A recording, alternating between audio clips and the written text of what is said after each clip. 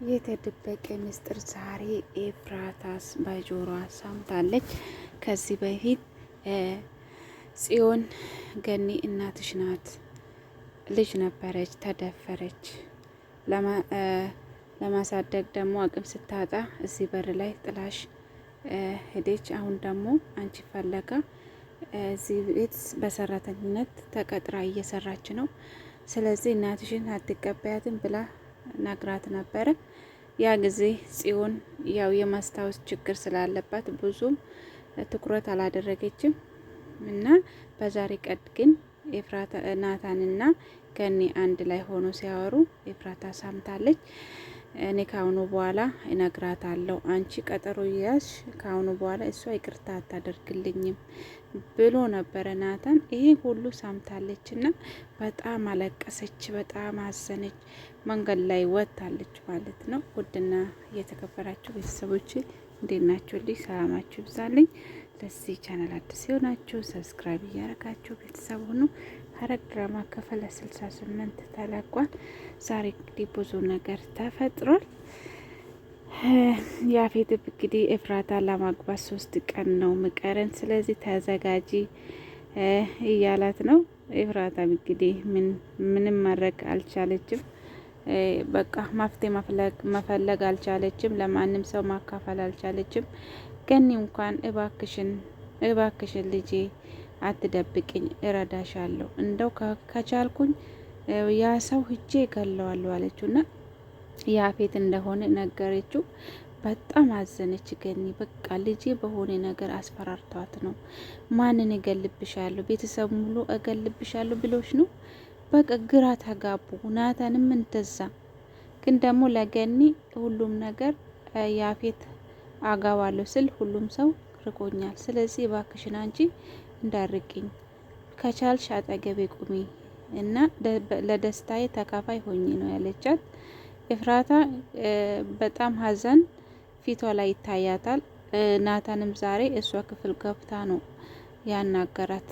በቃ ለምንድን ነው እኔ እኮ ለፍቅር መታገል አቅቶኝ አይደለም፣ ግን ደግሞ ነጻነት እሰጥሻለሁ፣ ደስታሽ ደስታዬ ነው ብዬ ነው።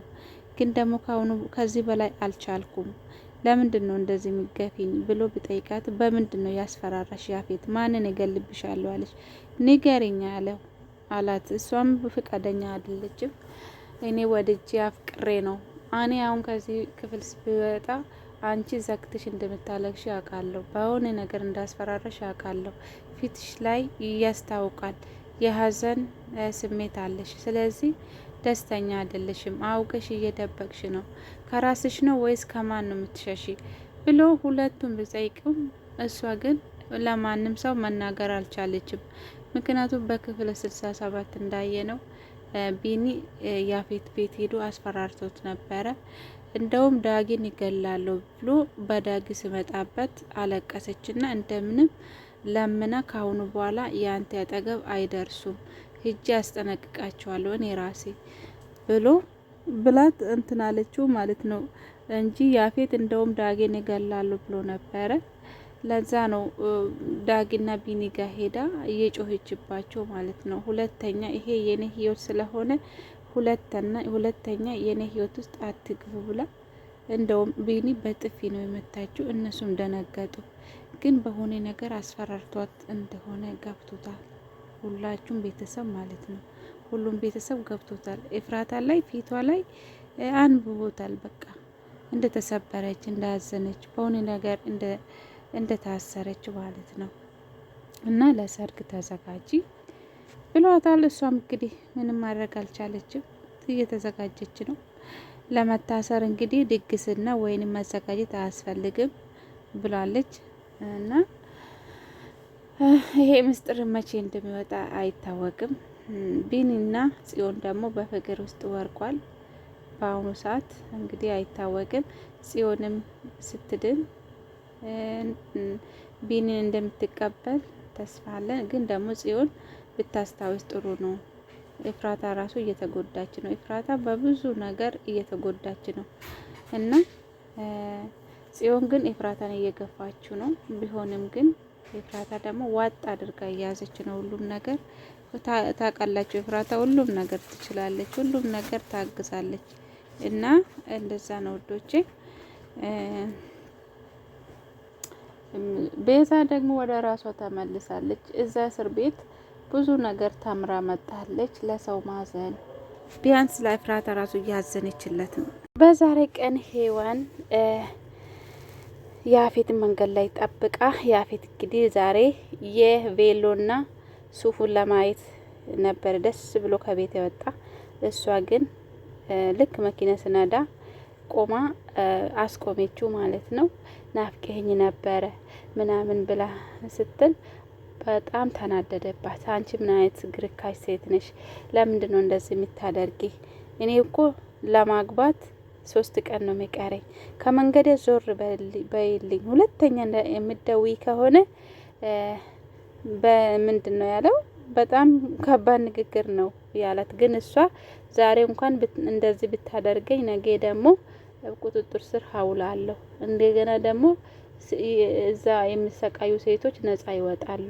ዛሬ ምንም ብትለኝ አይገርመኝም ብላ ሄደችው ማለት ነው። ግን ደግሞ ወደ ቤት ስመለስ ወደ ሰራተኛው ደውሎ እሷን ሴቶቹ ጋር እንዲያስገባ ትዕዛዙን አስተላልፏል ማለት ነው። ሊያግታት ነው። እሷም ደግሞ ሴቶቹ ጋር ለመግባት ነው የፈለገችው። እሱን እንደዚህ ብዙ ንግግር የምትናገረው እሱን እዛ ጋር ለመግባት ነው። ምንድነው እሱ እዛ ሴቶቹ ጋር ከገባች ብዙ መረጃ ስለምትፈልግ ነው። አለመረጃ ደግሞ እሱን ማሳሰር ጥሩ ስለማይሆን ለዛ ነው እኔ ለመረጃ ብዬ ነው አንተ ይሄን ሁሉ የምትለኝ። አንተን ወጥመድ ውስጥ ወይ እስር ቤት ለማስገባት እየጣርኩ ነው። አንተ ግን ዛሬ የፈለክ ብትለኝ ምንም አይገርመኝም እያለች ነው እንግዲህ ሄዋን ከታገተች እዛ ጋር ብትገባ ሴቶቹ ጋር ከገባች ብዙ መረጃዎች የያፌት ምስጢሮች ቀስ ብላ ቪዲዮም ከቻለች ከቀረጸች ብዙ ነገርን ታገኛለች። እና እንደዛ ነው ውዶቼ። በዛሬ ቀን ደግሞ ኤፍራታ ገኒ እናቷ እንደሆነች ሰምታለች። በጆሮዋ ነው የሰማችው። ናታንና ገኒ አንድ ላይ ቁጭ ብሎ እያወሩ ናታን እንግዲህ ከአሁኑ በኋላ አልችልም እነግራታለሁ፣ ከዚህ በላይ እንድትጎዳ አልፈልግም። ከዚህ በፊት አንተ ምን አይነት ጨካኝ ነህ? እኔ ቤተሰቦችን እየፈለግኩ ከኔ ጋር ትፈልግ ነበረ። እኔ ሳለቅስ ከኔ ጋር ታለቅስ ነበረ። ምን አይነት አስመሳይ ሰው ነህ ብላኛለች። ትክክል ናት። ከአሁኑ በኋላ ግን አልደብቃትም። አንቺ እናትሽ እንደሆንሽ ዳጊ ደግሞ ወንድሙ እንደሆነ እነግራታለሁ። ከዚህ በላይ አልጠብቅም እያለ ነው። ገኒ ደግሞ እባክህ አትንገራት። አሁን እኔም አንተም ሳታይ ብን ብላ ትጠፋለች፣ ትጎዳለች። አሁን በጣም ብዙ ችግር ውስጥ ነው ያለችው እያለች ነው። እሱ ደግሞ የኛ ችግር አልቅም፣ አንዱ ሲያልቅ ሌላ ይመጣል። ስለዚህ እስከ መቼ እቺ ልጅ ቤተሰብ የለኝም ብላ እንደዚህ ትኖራለች? ዛሬ የሆነ ነገር ቢፈጠርስ እያለ ነው ናታን። ትክክል። ይሄ ይለፍ ስባል ሌላ ስለሚመጣ እዚህ ቤተሰብ ውስጥ ችግር ብቻ ነው የተሞላ። ስለዚህ ኤፍራታ እንግዲህ ሳምታ እያለቀሰች ከቤት ወጥታለች። የት እንደምትሄድም ራሱ አይታወቅም። በጣም ተሰባብራለች ማለት ነው ውዶቼ። ብቻ አይታወቅም። ከባድ ሁኔታ ውስጥ ነው ያለችው። በዚህ ያፌት፣ በዚህ ደግሞ የእናቷ እና ገኒ እናቷ መሆኗ ብዙ ጭንቀትና ብዙ መከራ ውስጥ ነው ያለችው ኤፍራታ ማለት ነው። እኔ አላቅም ብቻ የኤፍራታ ስቃይ በስቷል። እንደገና ናታንም ተሰቃይቷል። ገኒ ደግሞ እባክህ ልጄ በሰላም አይደለችም፣ በሆነ ነገር አስገድዷት እንጂ ኤፍራታ ካንተ ውጪ ማንም ሰው ማፍቀር አትችልም። አንተን በጣም ነው የምታፈቅረው። ስለዚህ እባክህ ታግዛት፣ እንደገና ደግሞ ከዚህ መከራ እንድትወጣ እርዳት እያለችው ነው። እሱ ደግሞ እንኳን ክፍሏ እንኳን ከገባኩ ገፍትራኝ ነው የምታስወጣኝ። ስለዚህ ምን ላድርገው እያለ ነው። እንደገና ሉሊት ደግሞ ያ እዛ ኤፍራታ ጋር ሉሊት ተስማ አፈቅርሻለሁ ባለኝ አለ። እሷም አፈቅርሃለሁ አለችው ኤፍራታ ማለት ነው።